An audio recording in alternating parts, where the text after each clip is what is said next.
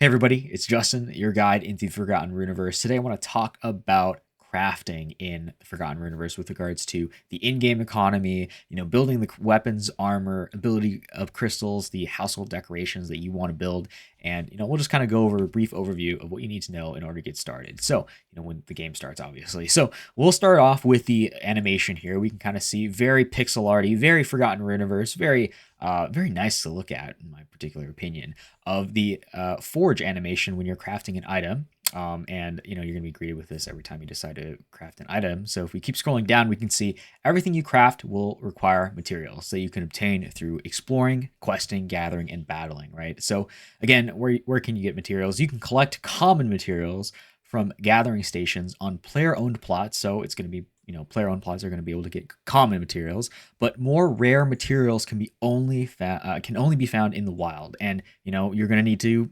participate in exploring, the far reaches of the universe for the rare items that you want.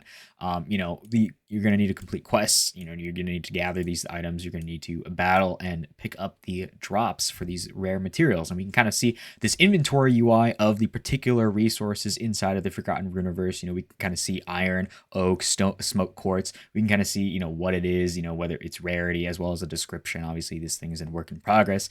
And then you can see its favorite stats, for particular crafting, I guess, however that affects it. And then there's also common affixes that the resource can confer to the item that you decide to craft. So you can kind of see deadly, sharp, titan, savior. Do correct me if I'm incorrect about that in the comments. So when crafting, you can utilize mana to improve the odds of crafting equipment with better stats. So what is mana, right? Mana is the most powerful crafting resource and can be acquired by sacrificing items. So if you're looking for powerful equipment, you're going to want to collect more mana. So I mean, when you're questing, when you're exploring the world, when you're getting these items, you're not going to be able to use all of it, right? Because you can only equip one thing at a time, right? So why not recycle it? Why not offer it to the gods at a temple? Why not just get more mana so that you can craft even better items, in later aspects of the game when you want to hit end game, right? So here we can kind of see we have a variety of things that we can offer up to the gods. We can kind of see what the gods want with regards to equipment in order to get a mana, and then you have a multiplier as well. So that's what it is with regards to mana. It's going to be important to upgrade more powerful items in the future. And again, before you can craft anything, you're going to need to find the recipe for what you're creating, right? So recipes are important, reminds me of Minecraft.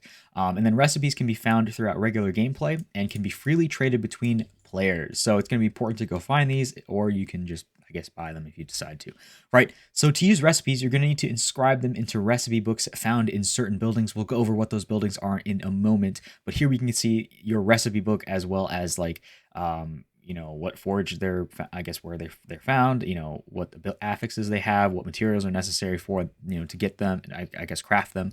And then we also have, the recipe books can be found in ateliers, mage workshops, and forges. And other players can inscribe in recipe books too, so it's going to be important to play with your friends and inscribe the same recipe multiple times, so then it can improve your crafting outcomes when you use that building, right? So what are those buildings? So I've actually pulled this up over here in the Runiverse Land and Forgotten Runiverse blog post, and we can kind of see all the buildings that are inside of the Runiverse thus far with regards to player plots, and we can kind of see the mage workshop, the atelier, and the forge, but there are also a couple other ones. But I think the mage workshops, the atelier, and the forge are important because forges are for equipment, ateliers are for decorations, and mage workshops are for memory crystals and spells and stuff like that.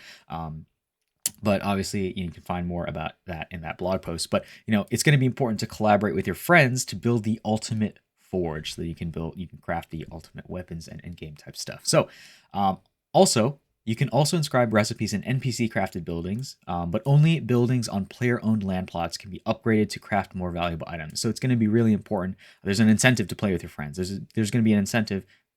There's already an incentive to connect with other people, craft with them, play with them, so on and so forth, right? So each recipe book has a limit to how many recipes it can hold, right? So it's not like one forge can have all the recipes in the Runiverse world. There's too many of those, right? That makes sense, right?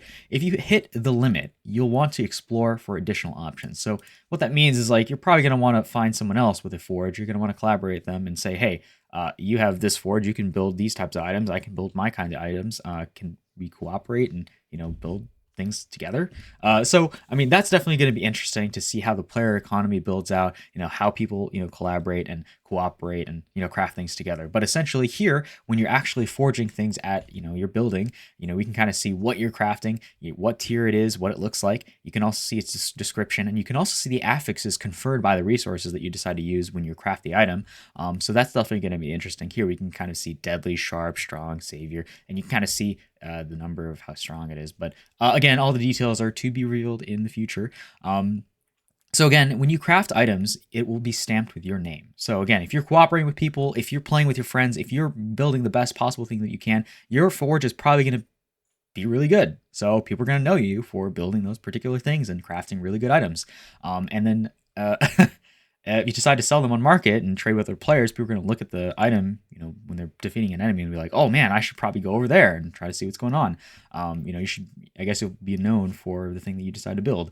So again, if we keep moving on, item color will also depend on the materials that you use. So you can build high-level crafting buildings with your guild, collect recipes alongside your friends, and craft the best items in the Runiverse, complete with your personal branding. So again, we can kind of see the equipment, equipment UI here. We can kind of see all the the equipment, Sacred Fire Sword, the color, there are a couple more here. And then the Crow Staff, again, you can see the requirements needed to build it. You can also see its properties, a description, and whether to equip it. Obviously, all these things are work in progress. So we'll keep moving on to the blog post, essentially. This is just a brief dive into, crafting as a whole. But if you actually click on the blog post, you can see a lot more with regards to crafting and a lot more explanation with how to particularly acquire resources. You can explore the the Runiverse for that. You can cut down trees, mine stuff, etc., etc. But also, what's important, there's a lot of explanation with regards to the color of crafting materials. There's a lot of information with regards to wood, metal, stone, gems, fabric, elements, and each color has each color of, resources and materials have different things. So there's a lot. You're probably going to want to read this. I'll cover this in a future video, but there's a lot of stuff here, including, different forges, their colors, the building colors and specializations. You can kind of see a Blue Mage forge here, a Blue Mage atelier, a Blue Mage workshop. You can also see the upgrade path of a red workshop and what it, how it aesthetically changes and upgrades over time. And then, there's a green forge here as well, and it kind of gives you an explanation of all these particular buildings that you can use in order to craft. There's also a yellow upgrade build path here for each of the buildings too, and that's super interesting. And then there's also recipe books as well. So I don't want to be, I don't want to get too much. This is just kind of like that basic TLDR, what's going on with regards to crafting and, the buildings you need to interact with in order to do that. But, I'll have an ultimate guide a little bit later. But if you found anything interesting in this video, if you liked anything that I covered, definitely hit that like and subscribe button. It always helps me create more content for the Runiverse and Otherside, etc., etc. But you can always find me on Twitter or any of the Discords. I'm always happy to help you if you have any questions, but I'm going to sign off. So I'll see you guys in the next one. Peace.